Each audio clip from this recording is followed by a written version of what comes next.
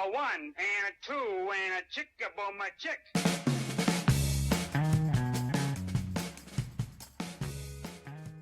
If you were to say, Kyle, give me your best summary of why I should join the VIP Club, I'm going to give you 5 reasons. Number 1, it works. You are a busy remodeler who is juggling a lot of things.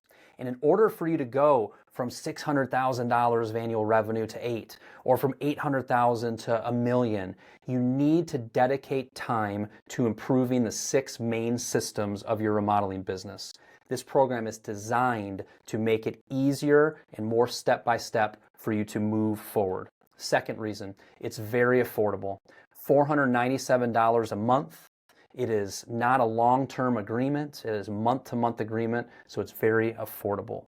Number 3, it's consistent. We meet every Wednesday at 2 o'clock Eastern Standard Time. You have access to live group coaching where you can ask us questions each and every week. And you also have access to all of our pre-recorded courses and training to help you move forward. Number 4, it solves the problems that are holding you back. It solves them. You are struggling to understand your numbers. You need to go and improve your understanding of your numbers, maybe from a 5 out of 10 up to an 8 out of 10. You need an effective marketing plan. You need to start charging for design and project development. It is very helpful in moving that needle forward. And number 5, what would be my other thing? Number 5, you get to hang out with me, some of our Remodelers on the Rise coaches, and a group of remodelers who are wanting to improve. You'd be surprised at when you dial in on Wednesdays and you're hearing what other remodelers are struggling with. You're getting encouraged, you're getting motivated. And more than anything, you're getting clarity on the next step you need to take to improve your remodeling business. It is incredibly valuable. So there's your summary of the top 5 reasons. You can see more details below, and most importantly, down at the bottom, there is a sign-up form, and I would love to have you fill that out and for you to be a part of the VIP Club. Welcome to the Remodelers on the Rise podcast. It is your host, Kyle Hunt. I'm very appreciative that you are listening to the podcast. Turns out there's probably a few million podcasts. There's a few hundreds and hundreds of business podcasts. There's probably 100 contracting, remodeling related podcasts. So I do not take your listenership lightly. I appreciate it. And what I will continue to attempt to do each and every time is deliver to you some solid value, some things to help you continue to be a remodeler on the rise, which means that you are always working to improve, to streamline, to feel in control of your business, to make some dinero, and do all of that while having a little bit of fun. Today's episode is simply me going to last week's calendar, yes, my own personal calendar, and walking you through Monday through Friday of some of the conversations that I had with some of your remodeling colleagues. Thought it would be interesting. I think I did a similar episode. If you check back on episode number, 72, which was probably 5 or 6 years ago, you might hear a similar concept of a podcast. And I thought it'd be interesting to kind of go and walk you through my week. And I think you're going to find a lot of reminders, maybe even little coaching nuggets as it related to some of the conversations I had last week. Now, last week was the first week in the month of April, 2025. It was a busy week because the previous week I did nothing. We were on spring break. If you're watching the video version of this, you can look at my hat and you'll see a little clue as to where we were down in South Carolina on Kiowa Island. The hat, for those of you wondering, says the Ocean Course. Oh, it's where the 1991 Ryder Cup was played. It's where Rory won his first PGA. It's where Phil Mickelson, at the age of 51, proved to everybody that age is just a figment of the imagination and was the oldest major winner. There you go, golf nerds. By the way, it's also Masters Week. Congratulations to all of you golf nerds. Enjoy the Masters tournament. So it was a busy week because I had taken the previous week off. Monday was March 31st. And I won't go through every meeting, but I'll go through the ones I think would be helpful. I actually had a 12 o'clock meeting with Vicky Suter.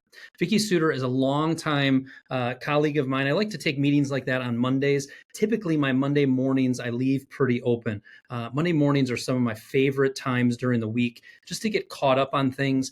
It makes easing into the week a little bit easier as well, because on Sunday, night, when you're starting to think about the start of the week, I don't have any meetings scheduled for Monday mornings. I usually have a meeting with Bailey, but she was actually out of the office last Monday. So my first meeting was at noon o'clock Eastern time with Vicky Suter. There is great value in, as a business owner, talking to other business owners. As I reflect back on almost 17 years in business, I can now much more clearly see the impact that relationships with other colleagues, people going through similar things as me, people that are a few steps ahead in their entrepreneurial journey, has really, really made a major impact in my ability to sustain and grow and build my business. Vicki and I had a wonderful conversation. We're friends, so we talked about life, and we also talked specifically about some challenges and some things she's working on in her business. And then we flip over to my side and talked about some challenges and things I'm working on my business. Like a couple good coaches we created a couple action steps, things that I wanted her to hold me accountable on, and vice versa. It was a really enjoyable meeting. So encourage you to reach out to colleagues of yours. And also, as you follow me, there are going to be 2 new peer groups that Remodelers on the Rise will be starting in a few months here. So go to remodelers.ontherise.com, look at the peer group page. You'll see us talking about it quite a bit, and we're already filling up some spaces for it. Ta-da. The next meeting that I had on Monday was with a remodeler in the DC area. She is struggling with, you'll notice as we go through a lot of these meetings, there's a lot related to who do I need to hire next? What exactly do I want them to do? Can I afford them?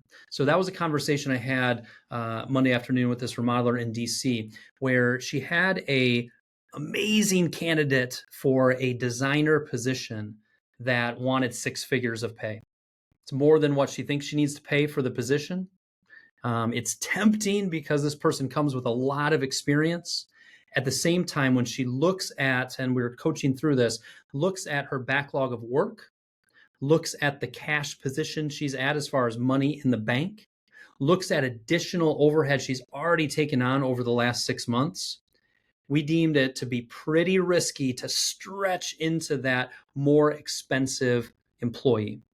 And I think by the end of that, she kind of decided, you know what, as much as I would love to do that, it feels too risky right now. She is looking at another candidate that has some good qualifications.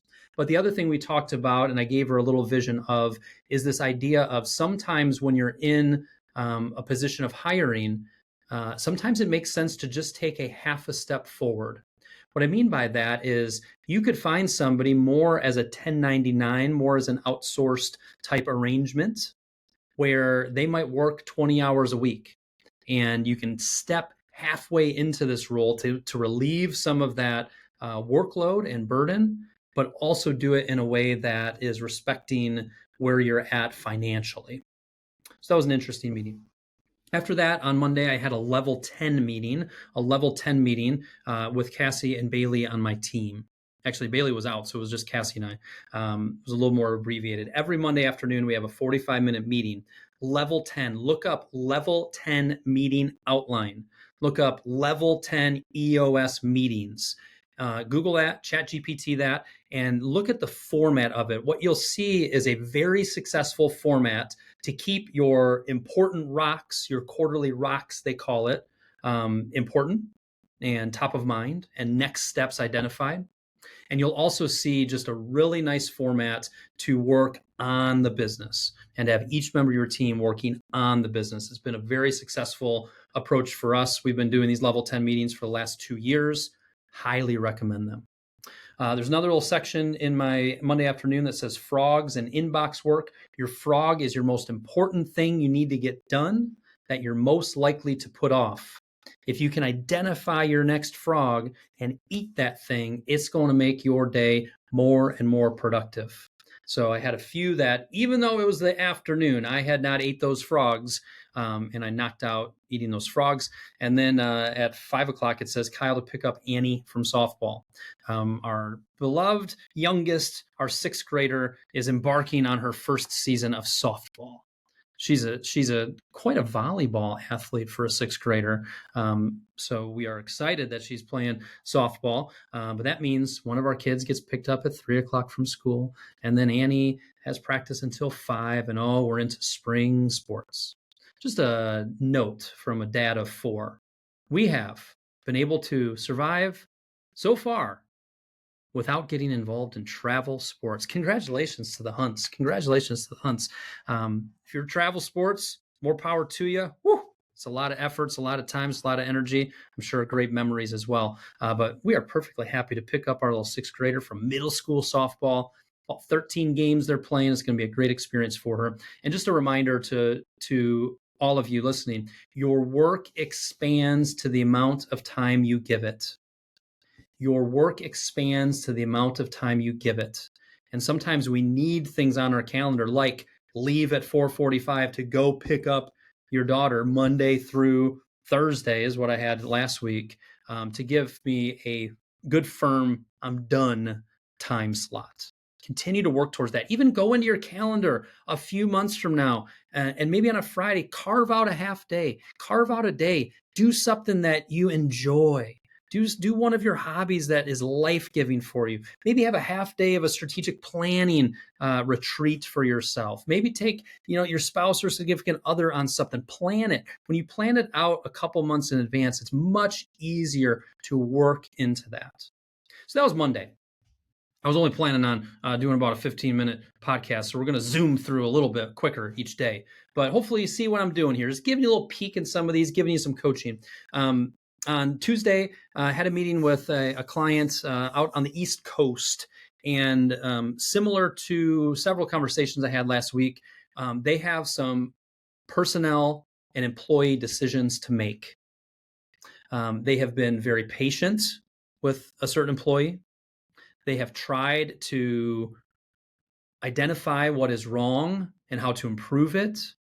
And it's coming more and more clearly that it is not a good culture fit, that they are not in alignment with where the company wants to go, the expectations that the company has, the standards at which the company expects their team members to perform, which are all reasonable, and the execution and the effort that the employee is putting forth.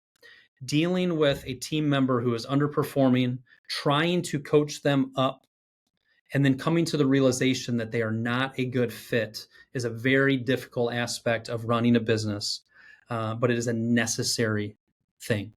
A lot of times, the longer I see a remodeler in business, the quicker they're able to identify when a team member is not the right fit. Now, you have to be leading them well. You have to be encouraging them. You have to make sure they're not over capacity. You have to make sure you're slowing down enough to talk to them and say, how are things going? What is working well? How can I help you more? What do you need from me? You need to lead well. You are a leader. If you have any employees, you need to put that mindset in your mind of, I am a leader. I need to study leadership books. I need to listen to leadership podcasts. I need to dig into how to lead well. But provided you do that, a remodeler has been in the business for a long time. I see that they're more decisive with making decisions that this is not the right person after they've led them well. So that meeting, by the end of that meeting, I think we had come to some pretty clear conclusions of next steps, and they're making some changes. The next meeting I had on Tuesday was a prep meeting with our peer group Ignite group. It was with Peter Rainey, who is one of my peer group coaches, with Bailey, my director of operations, and myself, preparing for, which is this week, when Peter's peer group, say that 5 times fast, Peter's peer group is meeting down at his world headquarters down in Atlanta. You have 10 remodelers from around the country, plus Peter and Bailey coming together for a 2.5-day retreat. Super excited for them. And 5P, proper preparation prevents poor performance. There's another tongue twister for you. Proper preparation prevents poor performance. We 5P'd for this retreat. Very, very excited for them. After that, had a meeting over in Washington State. I didn't travel over there. I do a lot of my work via Zoom. After that, had a meeting down in Florida with a longtime client down in the Panhandle of Florida.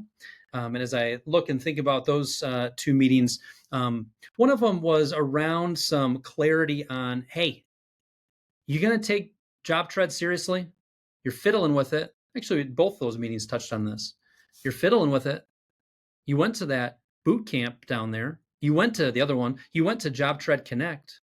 You've got the knowledge. And I know you got a lot on your plate, but hey, it's been a few months and you're not making progress. What is the next right thing you want to work on to integrate more and more of this powerful software into your business so that you can more and more be efficient and productive and streamlined? So that was a big part of those back-to-back meetings. And then we picked Annie up that afternoon. Wednesday. Hopefully you're enjoying this smorgasbord of a podcast episode, kind of walking through what other remodelers are needing coaching on, and also giving you a little insight into some of the different meetings that I have that offers just a little insight into work-life balance and hopefully some ideas there. My Wednesday started off with a remodeler from the Midwest who reached out because they are interested in joining our peer groups. Anytime I talk with a remodeler that I've never talked to before, a lot of times they fill out the contact form at remodelersontherise.com. Give me some insight. I have a little bit of an onboarding process to get some more information from them on their number of employees and the strengths and weaknesses and the revenue and their markup, and just a nice form to help me prep for that meeting. And the way I usually conduct my quote unquote sales calls, if you will, is by giving a mini coaching session. I get to know them. What's going on in your business? Why did you reach out? Have you considered this? Is this a pain point for you? Hey, based on what you're describing, are you experiencing this issue? Yes, Kyle. How did you know? Because I've done thousands of calls. That's how. I love what I do.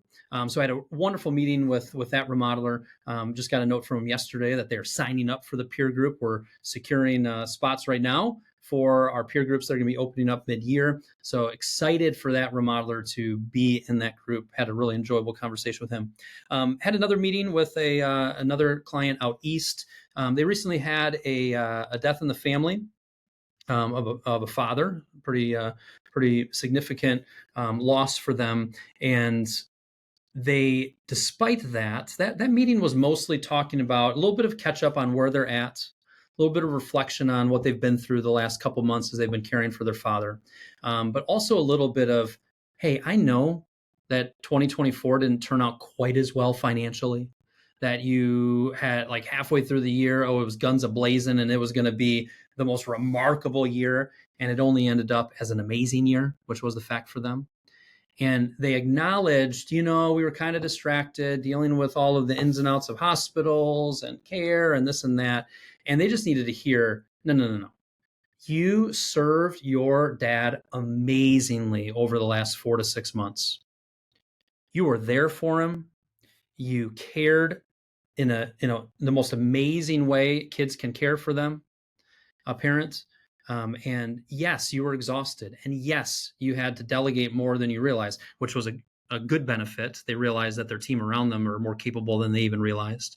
But they also just needed to give themselves some grace and hey, the fact that you survived that 6 months, and not only survived, but did well through it, like, slow down and pat yourself on the back a little bit. I think a lot of us go through a lot in our personal lives, whether it's with a loss of a loved one, like I just mentioned, whether it is challenges in your marriage, whether it is, challenges you're having with your kids.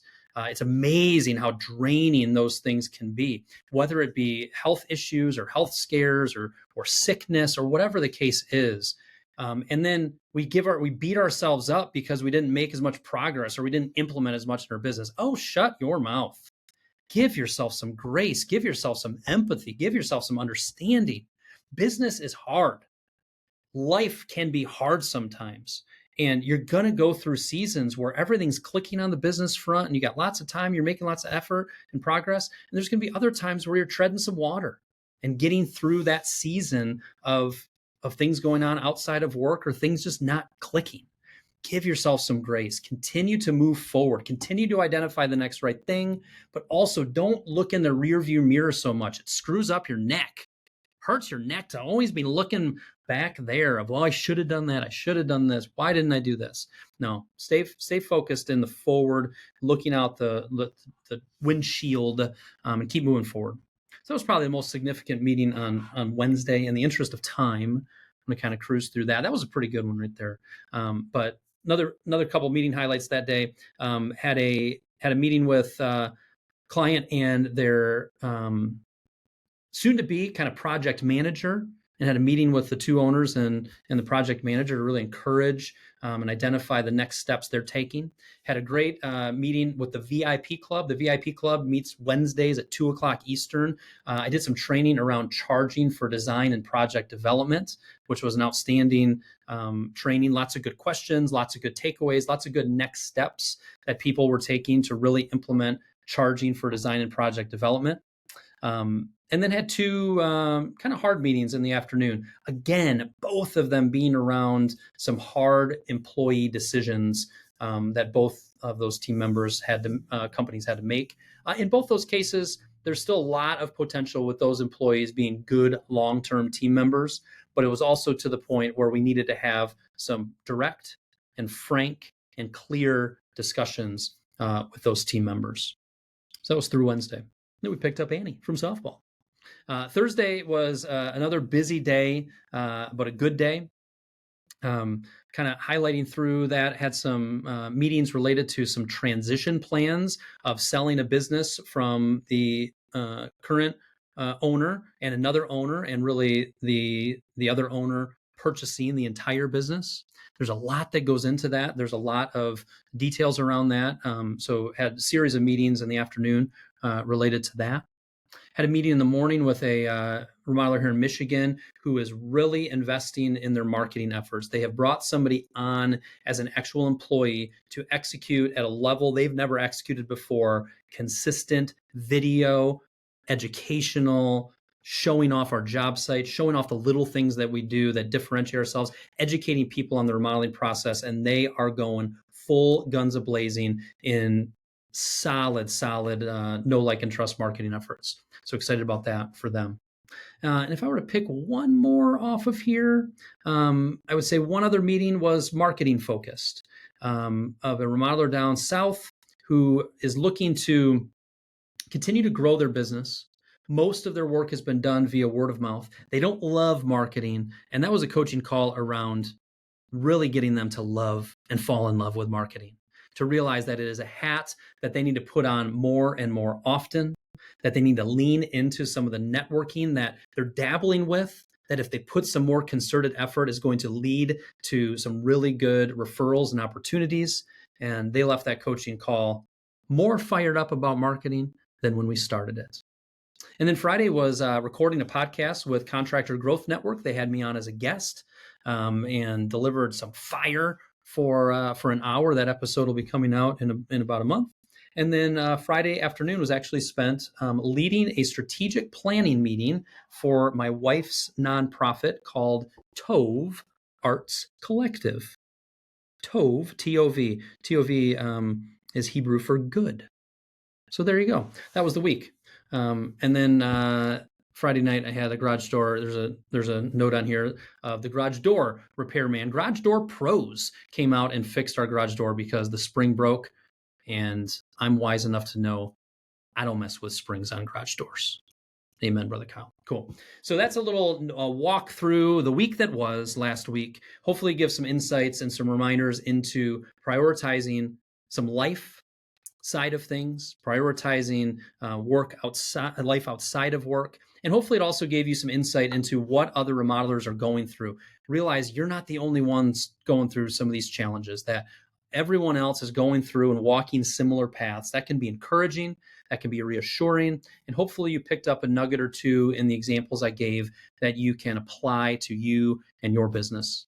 Please reach out anytime. You can find out more about our peer groups, our VIP Club, our Remodelers Autopilot program, one-on-one coaching at remodelersontherise.com. Talk to you again next week.